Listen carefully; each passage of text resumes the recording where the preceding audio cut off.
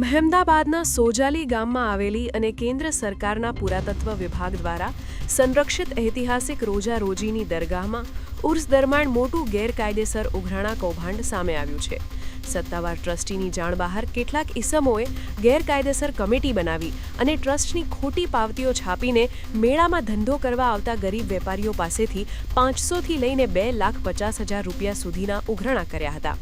આ ગેરકાયદેસર ઉઘરાણા કરવામાં અલી મિયા મલેક અને આરિફ ઉર્ફે ભાગલા સહિત કુલ 12 જેટલા માણસોએ મહત્વનો ભાગ ભજવ્યો હોવાનો આક્ષેપ છે। આ સમગ્ર મામલે સ્થાનિક લોકોના કડક વિરોધ બાદ ભાંડો ફૂટ્યો છે। સ્થાનિકોએ પોલીસ, ગુજરાત સરકાર અને પુરાતત્વ વિભાગમાં લેખિત ફરિયાદ નોંધાવીને કડક કાર્યવાહીની માંગ કરી છે। ત્યારે હવે સવાલ એ ઊભો થાય છે કે તંત્રની ઢીલી નીતિ વચ્ચે ગરીબ વેપારીઓ પાસેથી સરકારના નામે સેરવેલા આ નાણાં બાબતે કોઈ નિષ્પક્ષ તપાસ થશે કે પછી દર વર્ષની જેમ આ વર્ષે પણ માત્ર ભાગબટાઈ જ થઈ જશે।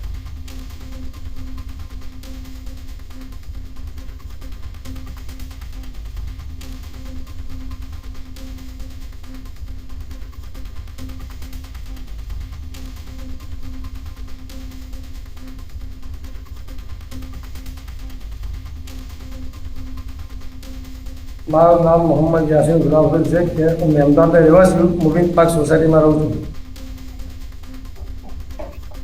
મહેમદાબાદ ગામમાં આવેલી સોજાલી ગામમાં રોજા રોજી દરગાહ હું પોતે ત્યાં દુકાન કરું છું ને ત્યાં લોકો કેટલા લોકો ખોટી મંડળી ઊભી કરી ને ખોટા રૂપિયાનું ઉઘરાણું કરે છે ને એની પાવતી મારી જોડે છે। આ ખોટા ડોક્યુમેન્ટ છે સાહેબ, ખોટા ડોક્યુમેન્ટ છે ને આ લોકો ખોટી રીતે ઉઘરાણું કરી ને પૈસા લાખો રૂપિયાના ભેગા કરે, લાખો રૂપિયાનું ઉઘરાણું કરે છે।